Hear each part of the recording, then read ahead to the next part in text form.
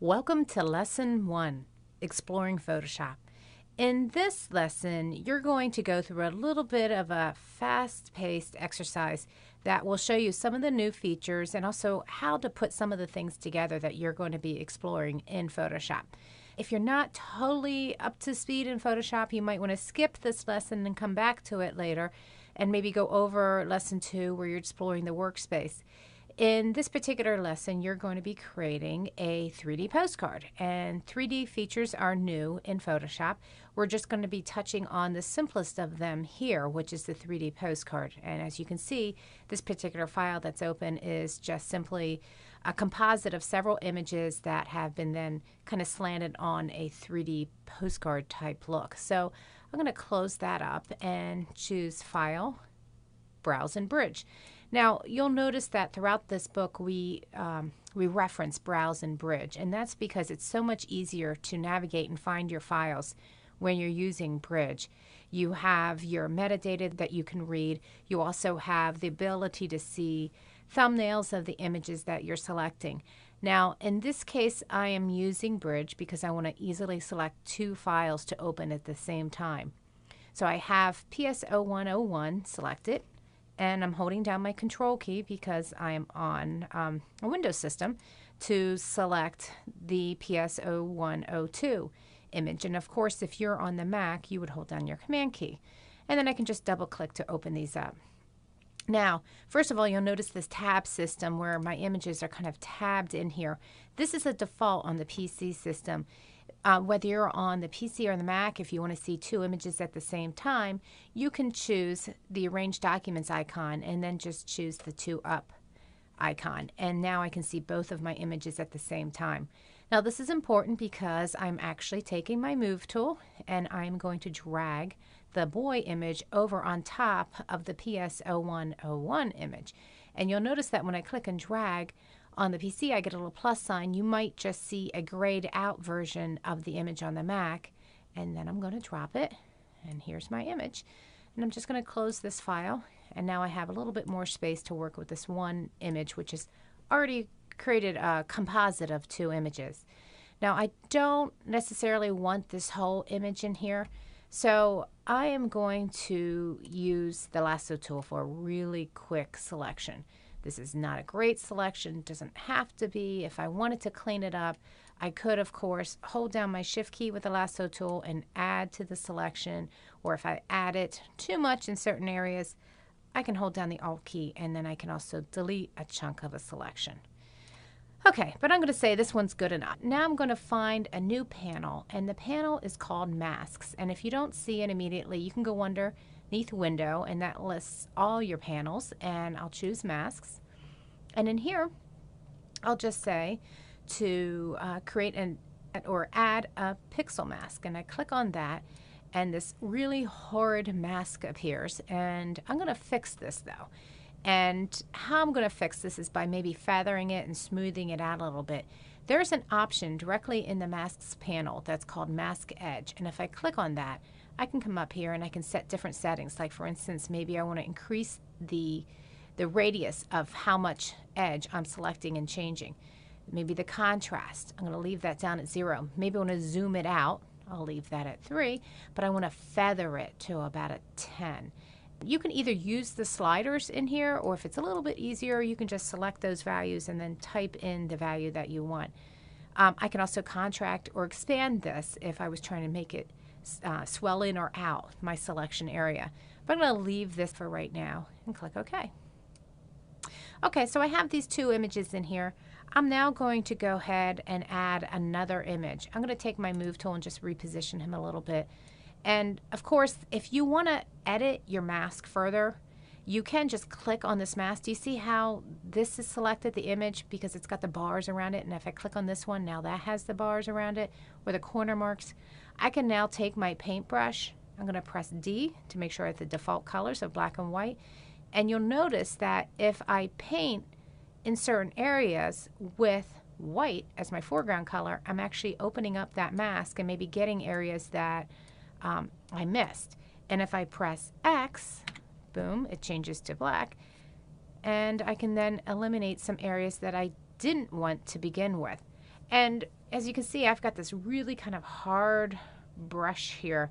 I'm going to throw in some tips here that you'll also find later throughout this book. If you just simply look at your keyboard, you'll see two brackets to the right of the letter P. If you press the right bracket, your brush size becomes larger. If you press the left bracket, your brush size becomes smaller. If I press the right bracket and make this larger, it's still maybe got a little bit too hard of an edge for me. I can press Shift right bracket to make my brush harder, or Shift left bracket to make my brush softer. You see I now have a softer edge in here, and I can just make this a little bit better. Okay, so now I'm going to add another image in here, but I don't want to destroy my image that I've got already. So I'm going down to the background layer and activating it, and I'm going to create a new layer. Now if I create a new layer, it as the default will go on top of the active layer that I have selected. And it will just be called layer 1 or layer 2 or whatever it wants to be called at that point.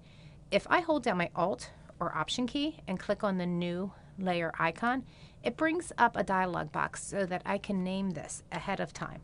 So I'm going to call this graphic and press OK. And now I'm going to choose File, Browse and Bridge, open up a graphic, PS0103. And again, just choose that I want to see these two up. And now I'm going to use the clone tool. Now the neat thing about the clone tool in CS4 is that you're going to see a preview prior to me cloning as an automatic feature. So in other words, if I come over to my graphic over here, I'll select my clone tool. I'm going to Alt or Option click. I'm going to come back to this image, but before I do, I'm going to make sure that my blending mode is set for overlay and that my opacity is set for 20%. Now, I'm going to come back to this image. I'm just going to click on the PS0101 tab. And even though I Alt or Option clicked on this image over here, the PS0103 image, I can still clone from one image to another. And look at that, I've got a little preview and even show me the brush size of what I'm going to create. Now, you can change the brush size by just right-clicking anywhere. I have this set at 200 pixel, and I have the hardness set at 0, which means it's a very soft brush. I'm just going to click, hit the Enter key to get that out of there, and I'm going to start painting right above his head, and you'll see that with that light opacity, I can continue to add to this selection. So it gets darker where I'm painting it over and over again because it's adding 20% on top of 20% on top of 20%. That looks good enough for me. I'm going to close up this other image and I'm going to select the Type tool. And I'm going to go ahead and just click anywhere, and this automatically creates a new type layer. Now, in this particular image, I'm going to go ahead and type bike on. And I'm not sure what typeface I want to use, but I can select my typeface name up here at the top and just press the arrow key down until I find one that I like, and that looks okay. But the size maybe isn't exactly what I want. Now, I could do a couple things. I can visually change the size by holding down my Control and Shift and then pressing the greater than key. Or if I am sure I have a certain size that I want to use, I can type in, like for instance, 36 right here. Now, what you'll notice is that in this case, the text is black. I want it white. So I'm going to select it again, make sure it's active. Click on the color up here in the text area, text options, choose white, press OK. And now I also want to change the leading. So what I do to change the leading is I hold down my Alt key and hit the arrow key up, and you can see it immediately sprung up behind the other text, which looks really bad.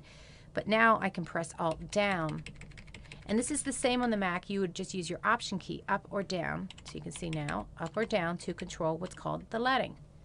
Now, if you're fine with all of this, you can just press the confirm and take your move tool if you want to reposition it. Next thing I want to do is perhaps I want to apply a filter to just this boy, and I want to make him look like he's black and white. I'm going to use the adjustment layers to do this, and you'll see a new way that adjustment layers are applied now in Photoshop CS4. So I'm going to select this, And then down at the bottom, I'm going to choose from the Add New Fill or Adjustment layer, I'm going to choose black and white. And you'll see it applies to everything. That's fine for right now. I'm going to activate this little button that allows me to click and drag in the image to modify it. And notice that when I click on the reds, you see over to the right, the reds are being adjusted. So it's just lightening or darkening the reds in the image. Or if I click on his face, red, now cyan for his helmet. This I'm just adjusting visually. And once I have it right, I might say that's great, but you know, typically adjustment layers apply to everything that is beneath them. I don't want to do that for this. I'm going to choose this neat little handy button that says this adjustment affects all layers below, and say no, not really, just the one that's directly below. And so now that layer is the only layer that's affected by that adjustment layer. Now, next, I'm going to go ahead and take all of these layers and I'm going to convert them into one smart object. Smart objects are discussed throughout this book, but just so you know, it's an easier way for me to apply the 3D feature, as I will be applying the 3D postcard feature to one layer. So I will take all of these.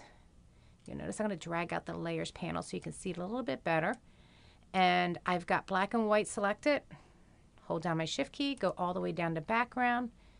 And now I'm just going to simply from the panel menu say convert all of these to a smart object, one image. This is actually a really great way to apply filters and all sorts of things when you want to do them to multiple layers. Now, I've got this, but I don't really have the space I need in this image. Everything is kind of butting up to the edge. So what I'm going to do is just choose image canvas size, not image size. And I'm going to say, you know, I need these to be 125% larger, just so I have some white space or transparent space around this. Click OK. All right, I've got that. And now what I'm going to do is this area down here, I'm going to just go ahead and crop this out. I had left this in. I'm going to just make a selection. And in this case, I'm going to say go ahead and apply a mask to that. Good. And so all I have is simply this postcard that is not 3D yet. I'm going to choose 3D, which is a new menu item. New 3D postcard from layer. Okay, it does nothing, right? That's because we haven't rotated it yet. If you click on one of the new handy dandy 3D rotate tools, you can click and drag. And now you can rotate any way you want your new 3D postcard. So that's the gist of what you're going to see in exploring your Photoshop in Lesson 1. Hopefully this helps you to kind of put together what you're reading in the lesson file. But your finished project should look something like this, where you have multiple layers converted into a smart object, and then you apply the 3D filter.